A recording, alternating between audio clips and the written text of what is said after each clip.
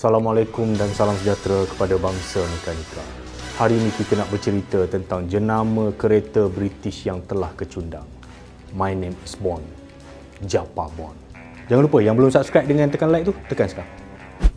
United Kingdom ataupun Britain, kalau kita tengok sejarah revolusi industri ni, British ni memang sebuah negara yang hebat. Dia juga negara penjajah lah. Jadi negara bekas jajahan dia, Malaysia dan juga negara-negara Commonwealth lain, kita boleh nampak kesan terhadap sistem trafik. Kalau kita tengok kan, drive steering belah kanan, lorong belah kiri, apa lagi tu, sistem traffic light apa semua tu, kita mengikut acuan British. Bukan tu je, kalau kita tengok tu, sistem mahkamah, sistem perkhidmatan awam, kita memang banyak mengikut style British. Satu masa dulu Britain ni juga negara yang king dalam bidang automotif ni, tapi pada hari ni boleh kata semua dah ke laut. Sebab tu hari ni kita nak tengok 7 buah syarikat Britain yang dah tak lagi dimiliki oleh Britain, kecundang semua, dah dimiliki oleh negara-negara lain.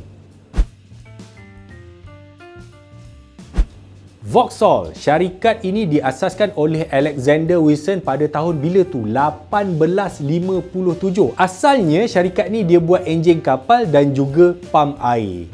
Pertama kali syarikat ni bertukar pemilik pada tahun 1863, tapi masa tu masih lagi Britain, dia tukar owner. Lepas tu dia namakan sebagai Vauxhall Iron Works. Seawal tahun 1925, Vauxhall ni telah dibeli oleh General Motors daripada US. Sebab GM ni dia nampak Vauxhall ni macam terror buat kereta mewah. Tetapi bila dia dah dapat brand ni, Vauxhall tu dia jadikan brand kereta biasa, dan itu merupakan resepi yang tidak cerdik, dan Vauxhall ni gagal. Dan pada 2017, sekali lagi Vauxhall ni bertukar pemilik kepada PSA Peugeot dengan harga 1.3 bilion euro. Nampak? Daripada British pergi Amerika, balik semula ke Europe, dapat ke France.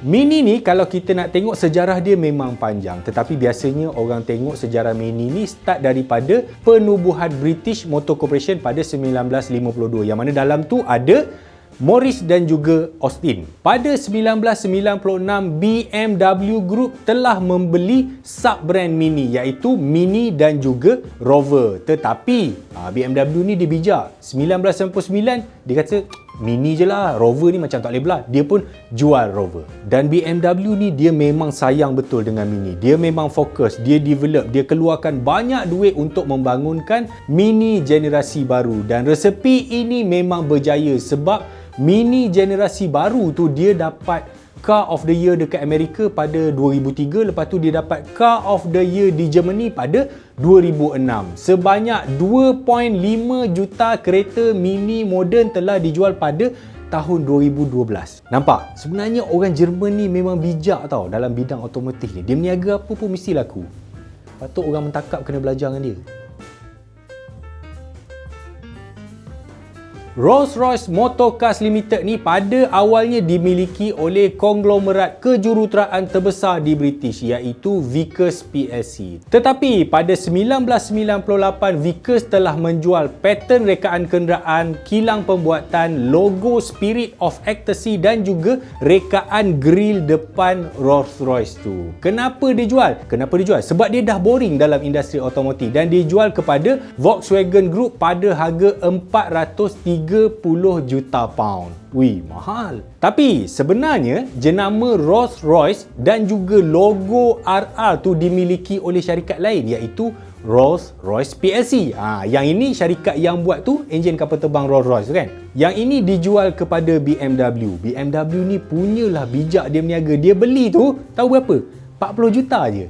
Kesian Volkswagen beli mahal. Selepas rundingan yang rumit dan panjang, BMW akhirnya berjaya juga memiliki rekaan tu, grill depan Rolls-Royce dan juga logo Spirit of Ecstasy. Dan akhirnya mereka berjaya juga menghasilkan Phantom pada tahun 2002. 2002 tu Phantom BMW lah kalau siapa tak tahu. Selepas membeli Mini Cooper, BMW tadi dia jual Rover kepada Fionic Consortium. Fionic ni syarikat Britain lah. Dengan syarat bila dia nak pakai jenama dan logo Rover tadi, kena dapat lesen daripada BMW. Hijab BMW ni. Tapi pada 2005 Rover ni pun dengan owner baru pun ke laut, bankrupt. Syarikat ni kemudiannya dijual kepada Nanjing Automobile Group sebanyak 53 juta pound yang merangkumi peralatan, mesin dan juga kilang. Tetapi dia punya intellectual property right ataupun IP tu dijual kepada SAIC pada harga 67 juta. Disebabkan kebijakan BMW, SAIC ni tadi dia tidak dapat beli jenama dan logo Rover daripada BMW. Sebab apa? BMW ni tadi dia dah jual pula kepada Ford. Oleh yang demikian, SAIC terpaksa buat jenama sendiri iaitu ROW. Diasaskan oleh pasangan adik-beradik iaitu Walter Owen Bentley dan juga H.M. Bentley pada tahun 1919 di London. Bentley ni juga merupakan kebanggaan Britain sebab dia banyak menang race Le Mans 24 Hours. Tu dia menang tahun bila? 1924, 1927, 28, 29 dan 1930. Bentley ni menjadi pilihan keluarga kaya raya macam toke-toke MLM zaman dulu serta diminati oleh pegawai-pegawai tentera pangkat tinggi. Namun pada 1928 Bentley gagal membayar hutang dan menyebabkan syarikat ini dibeli oleh Rolls-Royce pada harga 125,000 pound. Maka lahirlah Bentley Motors. Tetapi Rolls-Royce ni pun dia ada masalah keuangan dalam bisnes enjin kapal terbang dia dan akhirnya Bentley dan Rolls-Royce ni terpaksa dijual yang tadi kita cerita tu, Vickers PLC.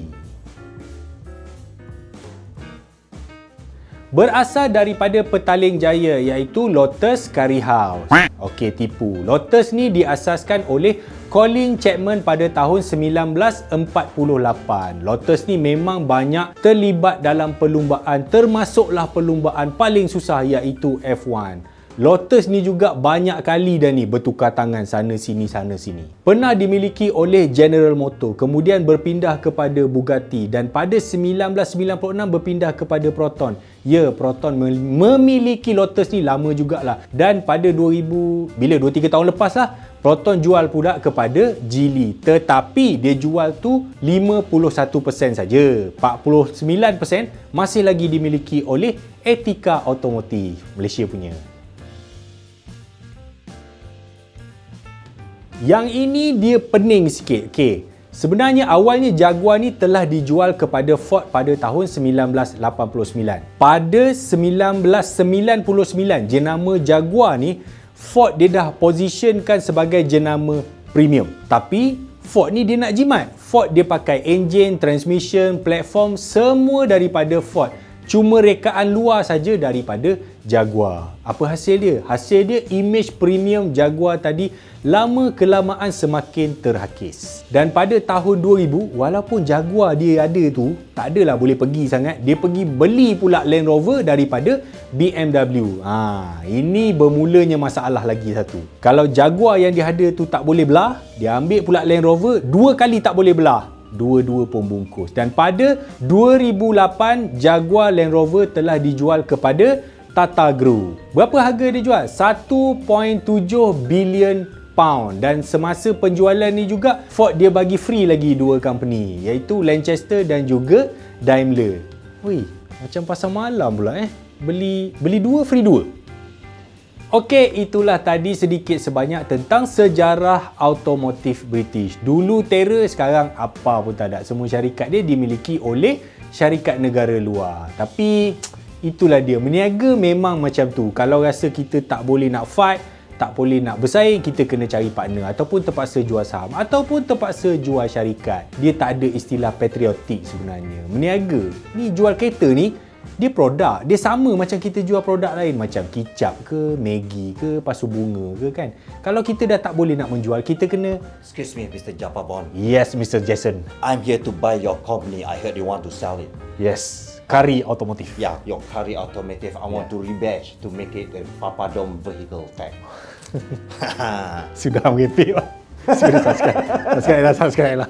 Okay. Jangan lupa like, share, subscribe and follow the video. Okay? Share ramai-ramai. Barang sedap. Jangan makan seorang. Okay? Tekan lonceng. Tahu? Nampak?